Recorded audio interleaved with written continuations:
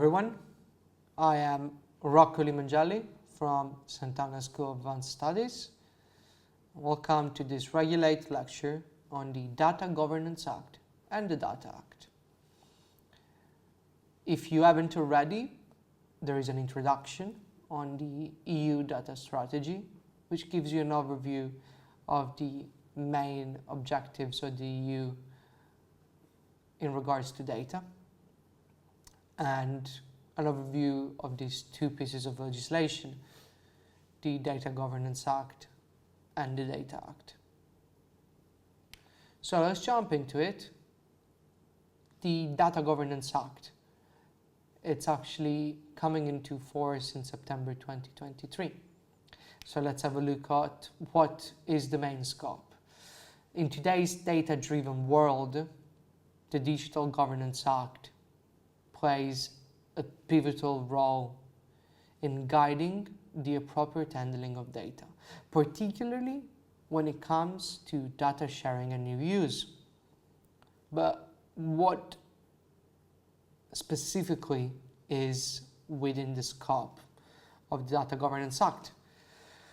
Well, the Data Governance Act outlines principles and set up governance frameworks for data that falls outside the jurisdiction of another important legislation, which is the Open Data Directive. So what data falls outside the scope of the Open Data Directive? Well, there are certain categories of public sector data that do not come under the purview of the Open Data Directive. This includes sensitive data, defined sensitive under the GDPR. So if you're not familiar with sensitive data, I would strongly suggest you have a look at the lecture on the General Data Protection Regulation and data protection laws that we have within this series. And data that is protected by intellectual property rights, or under commercial confidentiality restriction, so proprietary data. This means that the Data Governance Act comes into play when dealing with sensitive or proprietary data. For instance, if a public sector body holds data that is commercially confidential or data that is protected under intellectual property laws, the Data Governance Act would govern the use, sharing, and reuse of this data. In essence, the Data Governance Act sets up a framework for assuring that sensitive and proprietary data are appropriately managed, balancing both the need for privacy and confidentiality with the potential for valuable insight and innovation through the sharing and reuse of this data. So let's look at who the Data Governance Act applies to. And we got here a list of the parties that would be more involved within the Data Governance Act, being public sector bodies, data intermediaries, and recognized data altruism organizations. So it does apply to public sector bodies. This could be government departments, local authorities, and various set of government institutions. However, state-owned businesses wouldn't fall within the scope. The second category involves data intermediaries, and this is actually quite a novel concept within the Data Governance Act. These are neutral third parties that play a critical role in the data flow within the Union by brokering the transfer of data from the data source, which could be individuals or companies, and to the data users, which are going to then reuse the data for various purposes. In the intricate web of data exchange, intermediaries actually facilitate connections, ensure compliance, and promote effective data utilization, and do play an extremely important role in this novel approach to the data-driven economy. Lastly, another very interesting concept, quite novel, it's data altruism. In fact, the Act applies to entities referred to as recognized data altruism organizations. These are quite unique entities made up of individuals or companies who voluntarily want to share their data and make it available free of charge with the intention to contributing to the public good. Their operation is under the control and the regulation of the Data Governance Act, which helps ensure that the altruistic data sharing operates within regulated and safe boundaries.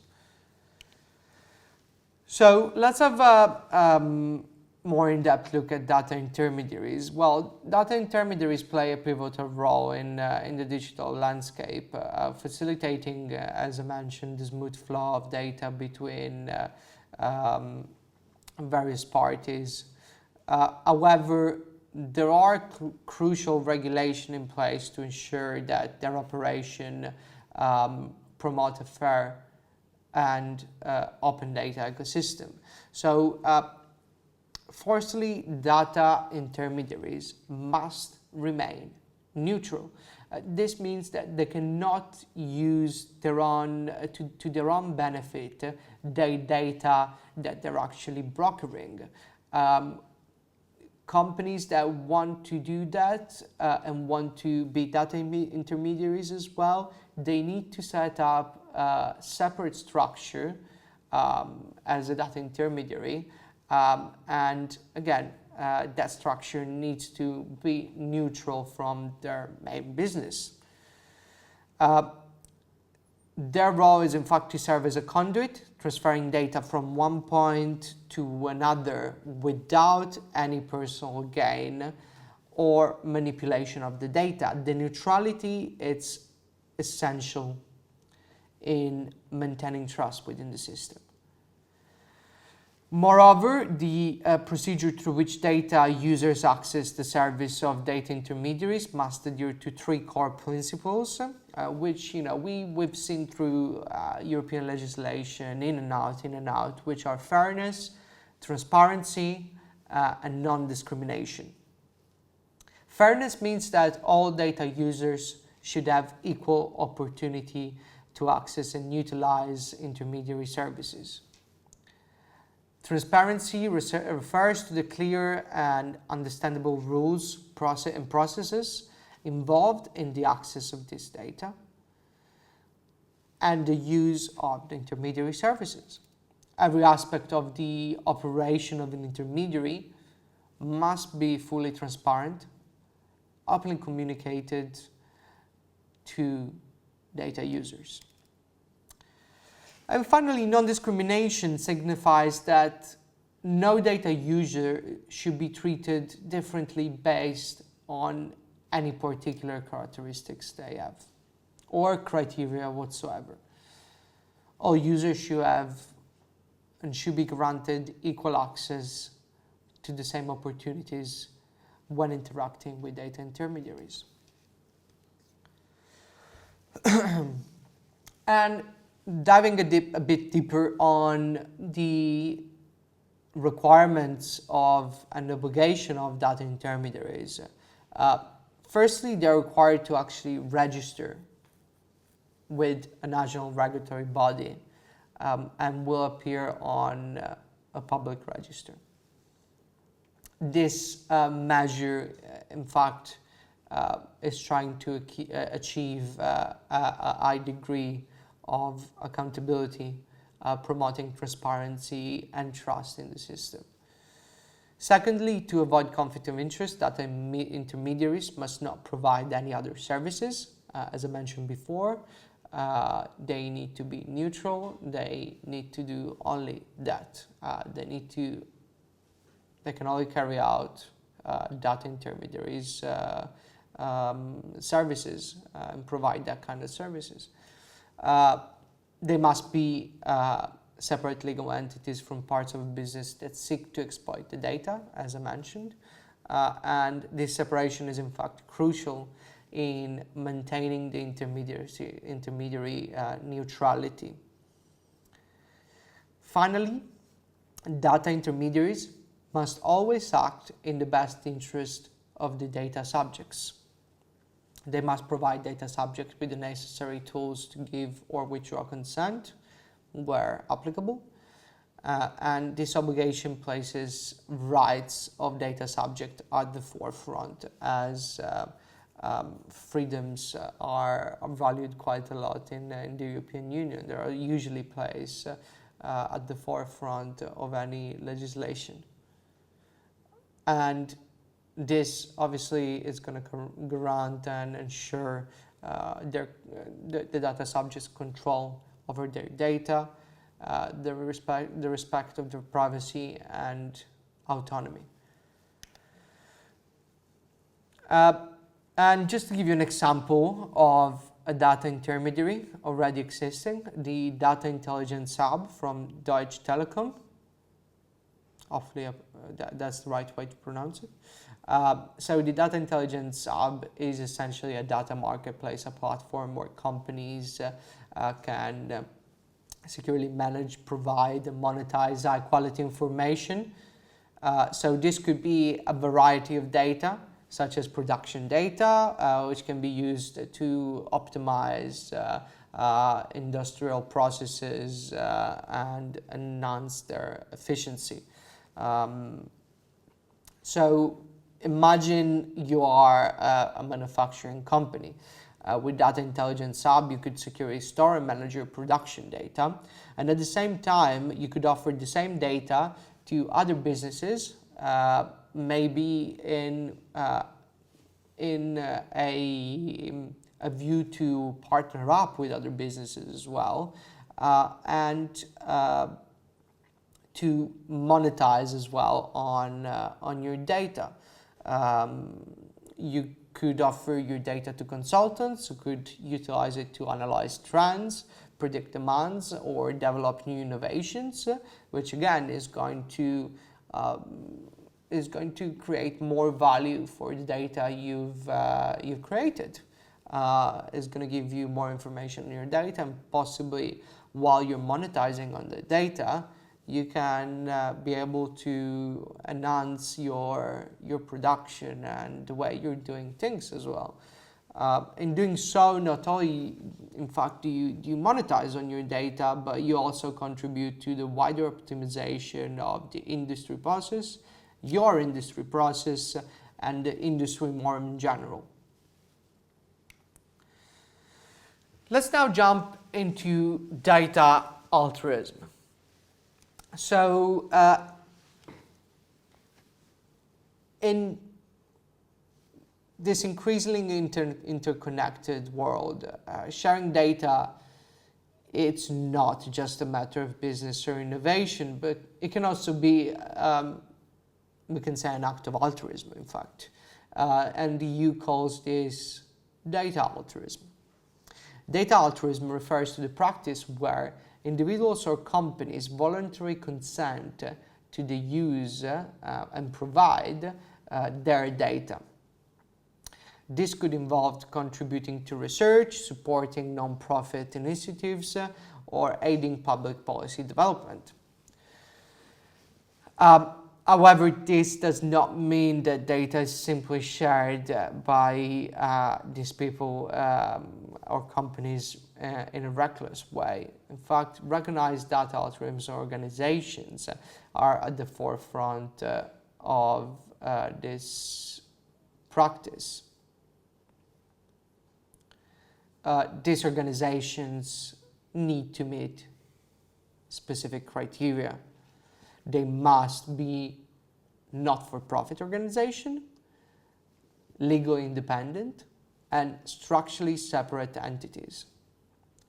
This ensures that data shared for altruistic purposes is used responsibly and solely for the intended altruistic purpose. And similar to data intermediaries, the recognized data altruism organization need to be, in fact, be recognized by competent regulatory bodies, and a list would be public and published. In essence, data altruism promotes the principle of shared benefit, of reusing and sharing data for societal progress.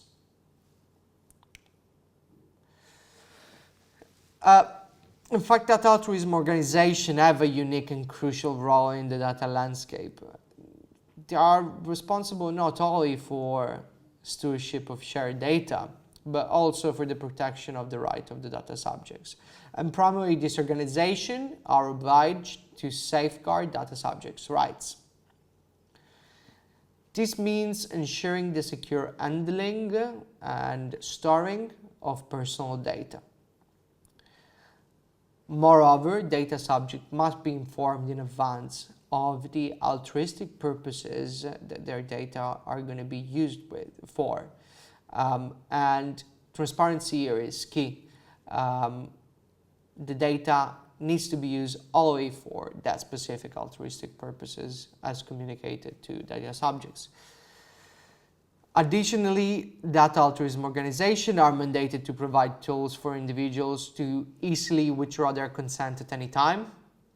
This again empowers data subjects with control over their data, over their rights, and over the rights to privacy, and ensures autonomy. In essence, while the goal of data altruism organization is to use data for altruistic purposes, they must do so with the utmost regard to the rights and consent of data subjects, establish trust, and fostering a responsible data sharing culture.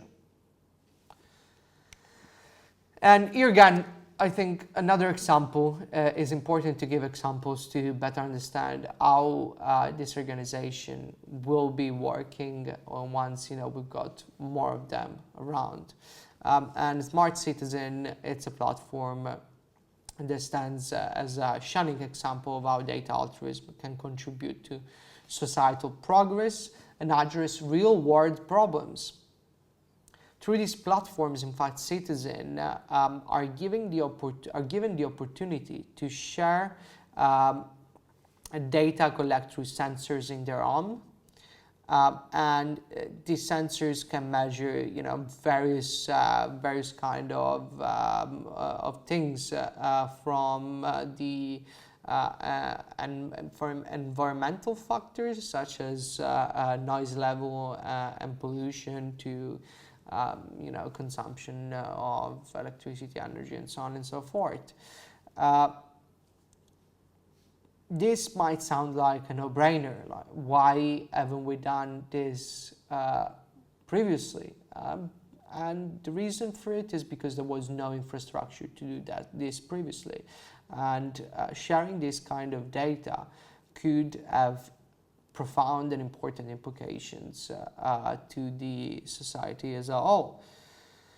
Imagine having a sensor in your arm that consistently measures noise levels or the quality of the air. The data from your sensor combined with the data from thousands of sensors of other arms can provide accurate and detailed maps, for example, of noise and air quality across different regions. This aggregated data then becomes an invaluable resource for researchers, engineers, and whoever else who are trying to understand this issue at a more granular level or building more efficient homes. Similarly, governments can use this data to develop target solutions to issues such as low energy rating in homes, which is a huge problem, for example, in Italy, with approximately 87% of houses having a E as energy rating.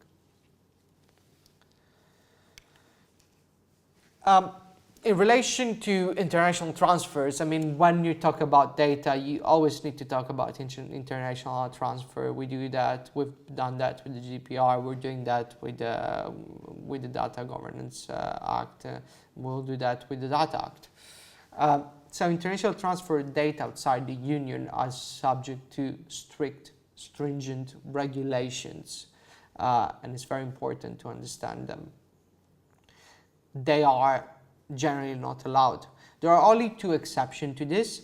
So if an international agreement permits it, or if an international judgment directed it, subject to minimum requirements, which can pertain to, for example, the adequacy of data protection measures and technical measures, safety measures in the receiving country. Furthermore, the Data Governance Act is setting up the European Data Innovation Board. The primary role of this board is to facilitate the sharing of best practices across the European Union, with particular focus on several key areas. This will include data intermediaries, data altruism, and the use of public data that cannot be made available as open data. It will also prioritize the establishment of cross-sector interoperability standards, ensuring smoother data flow integration across different industries and businesses. Moreover, the European Data Innovation Board will have a vital role in maintaining the integrity of international data transfer from the European Union. In fact, we expect that, and the European Data Innovation Board has the power to make adequacy decisions, such as the ones that we've seen with the General Data Protection Regulation. Take as an example the United Kingdom and Brexit. What they've done is they've become a third country under the eyes of the General Data Protection Regulation. However, an adequacy decision was made on the UK because they basically have the same, they entrenched the GDPR into national law. They were made as if they were part of the European Union through the adequacy decision. Another thing that the European Data Innovation Board is likely to develop an issue is standard clauses for international transfer. So it's going to be another way to allow international transfer to through standard clauses, as again we can see currently with the GDPR. We do have that option. Let's now have a look at the Data Act, the other piece of legislation within the EU data strategy. So what is the main scope of the Data Act? Well, the Act serves as a crucial piece of legislation in this modern digital economy, as its main focus is facilitating the use of product-generated data by third parties. In essence, the Data Act aims to provide a fair and level playing field, enabling third parties to access and leverage the valuable data generated every day in the European Union by various products. In addition, the Data Act prioritizes data interoperability. It emphasizes the ability of different data systems, devices, and applications to work together, exchanging and mutually interpreting data. This interoperability is a key driver of innovation fostering an environment where new applications and services can be developed seamlessly and efficiently. So the main aim of this is to actually empower users, enabling them to seamlessly move their data from one cloud service provider to another without obstacles such as charges and so on and so forth. Therefore, the main scope of the Data Act spans from facilitating third-party use of product data to promoting data interoperability and enabling smoother transitions between cloud service providers. So, as we did before for the Data Governance Act, let's have a look at who it applies to. So, firstly, it applies to manufacturers, manufacturers of products and suppliers of related services placed on the EU market. So whether you are a producer of IoT devices or a provider of digital services, if your products or services are available within the EU, you will have obligations under the Data Act. Next, it involves the data holders, which are the ones that make data available to recipients in the EU, and those data recipients. It also includes EU public sector bodies in instances where there is an exceptional need. And think about public emergencies such as the COVID-19 pandemic. Then data processing services. So providers of data processing services operating within the EU also come under the scope of the Data Act. If you offer data processing service to consumers in the EU and you're not based in the EU, then you're required to adhere to the rules of the Data Act regardless. And lastly, the Data Act applies to operators within data spaces, which we've discussed briefly previously as well, and certain vendors who are using and deploying smart contracts within the EU. If you operate within this rapidly expanding array of data spaces, then you will have stringent obligations. And if you use smart contracts as well, you will have obligations on the design of the contracts, but we will look at that in more detail in a second. Let's look at what the obligation under the Data Act are.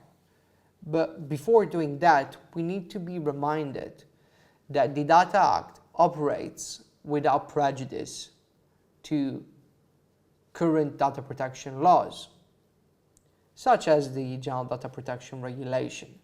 Therefore, when applying the Data Act, you must always first look at whether the GDPR gives indication on what you should do with data before then being able to move on to the Data Act. So it is a job that requires you balancing and analysis of both legislation at the same time. When dealing with data, you must always remember to look at the GDPR and whether it's applicable to the data you're dealing with. But let's now look at some of the obligation under the Data Act, and let's start with B2C and B2B IoT data access. And so basically, data holders such as manufacturers, service providers who initially control the data are required to give users either the owner or renter of the product readily available free access to data generated from the product use. So before the product is even purchased, the data holder must provide comprehensive information to the user. The information should cover the purpose of the data generated, the methods of data generation, how to access the data, and the terms of access, as well as details on the data holder's identity, means of communication, and rights of the user. Furthermore, data users have the right to directly share this data through data intermediaries or data altruist organization. And this can be done for either commercial, through data intermediaries possibly, or non-commercial purposes, such as aftermarket and value-added service as well. So possibly you've got a product you want to repair, you are no longer bound to get that product repaired from the manufacturer. You can ask the manufacturer all the data and go to a third party, maybe for a better service or cheaper price.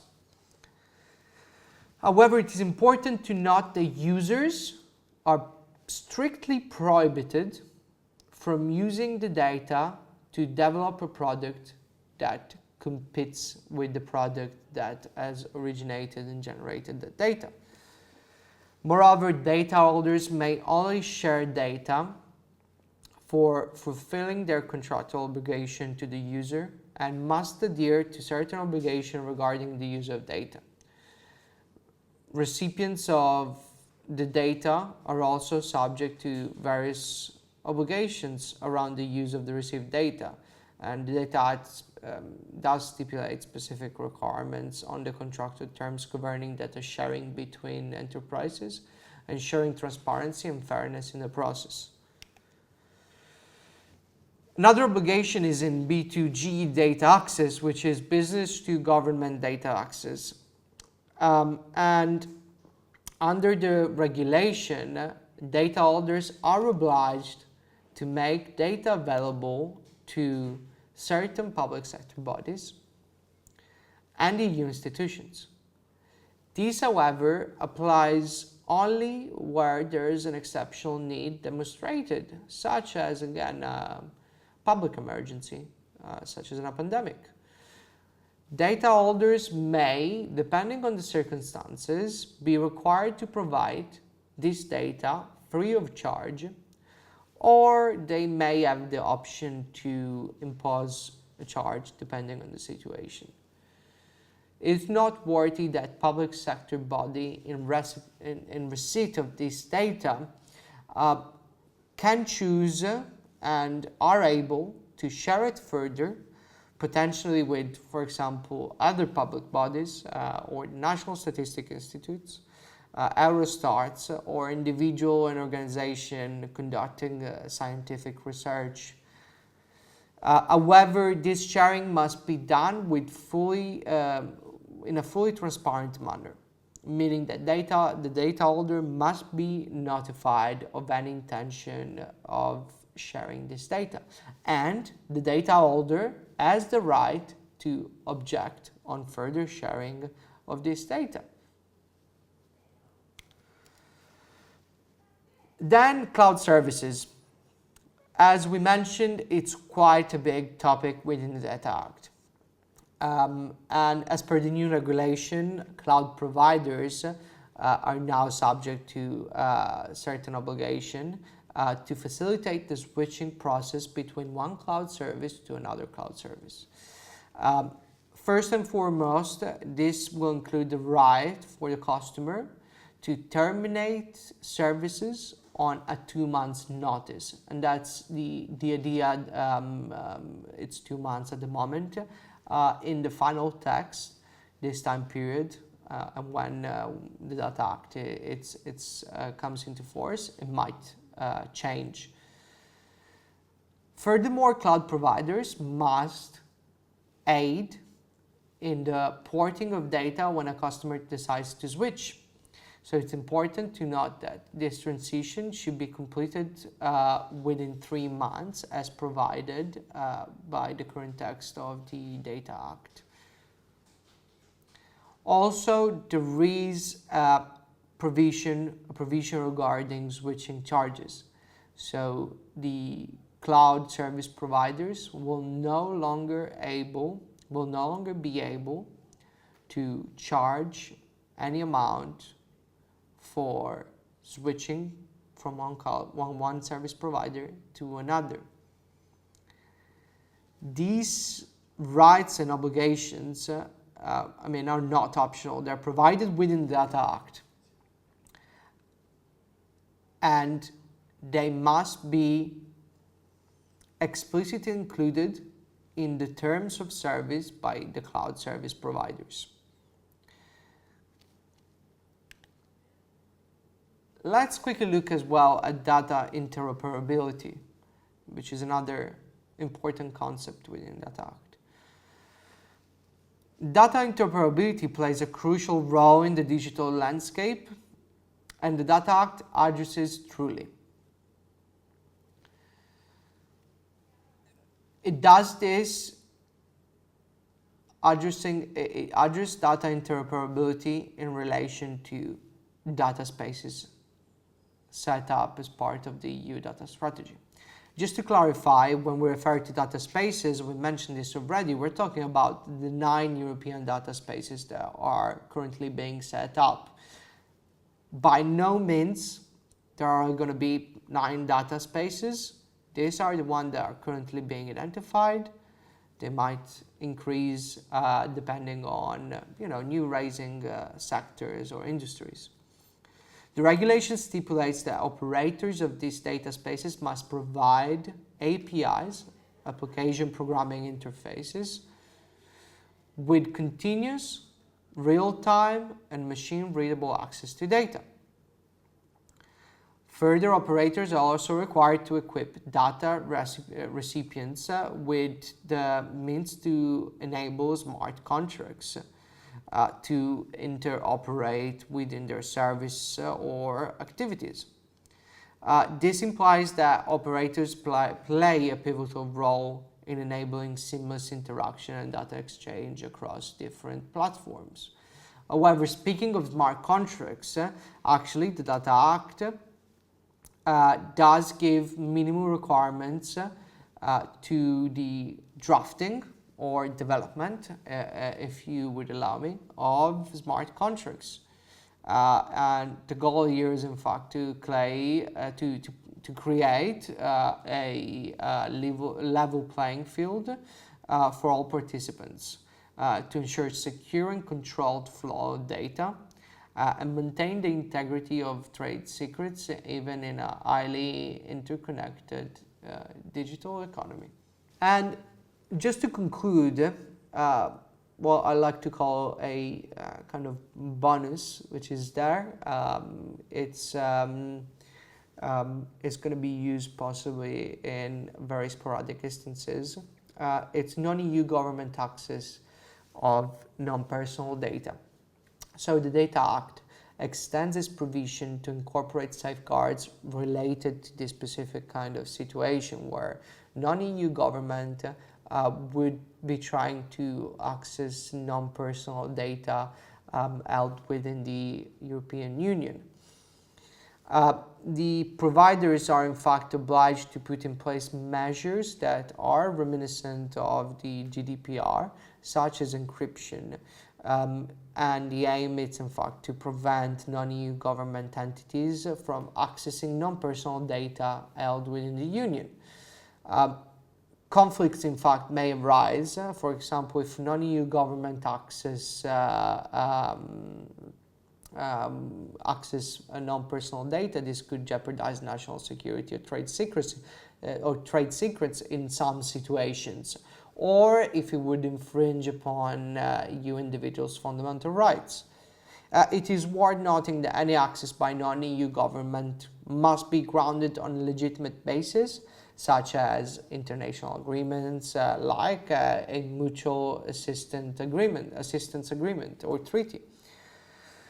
Through these measures, the Act seeks to ensure a higher level of data security, uphold EU legal standards, and protect the right of EU citizens and entities that face in the face of possible non-EU government access. And to finalize, possibly we would need to look at the consequences as well of non-compliance with the Data Act. In terms of consequences of non-compliance, nothing new in terms of fine was introduced by the Data Act. So the fines under existing laws such as the GDPR still stand and would apply. However, one thing would be that non-compliance with the Data Act would result in the clauses within a commercial contract or a contract in general that are non-compliant with the provision of that Act to become unenforceable. So to conclude, it is essential that we emphasize the need to prepare for the significant impact of the Data Governance Act and the Data Act. These two pieces of legislation are changing the landscape of data management and will have direct implications for many businesses, particularly those operating within the digital realm or dealing in some form within the internet or Internet of Things, or interconnected, or products interconnected with Internet of Things. The implication of this regulation should not be understated. As businesses, it is crucial to understand that both the Data Governance Act and the Data Act are directly applicable regulations of the European Union with their own specific compliance requirement and enforcement mechanisms. This means that, opposed to directives, they will be directly applicable, and as soon as they come into force, they will have effect. Failure to comply can lead to serious legal and reputational consequences, so it is worth taking the time to fully understand this regulation, evaluate how they possibly can impact your business and operations, and then implement the necessary steps to ensure full compliance as soon as possible, so that you are geared once the Data Acts come into force, as the Data Governance Act already is into force, will be into force in September, or already is, again, depending on when you are looking at this video.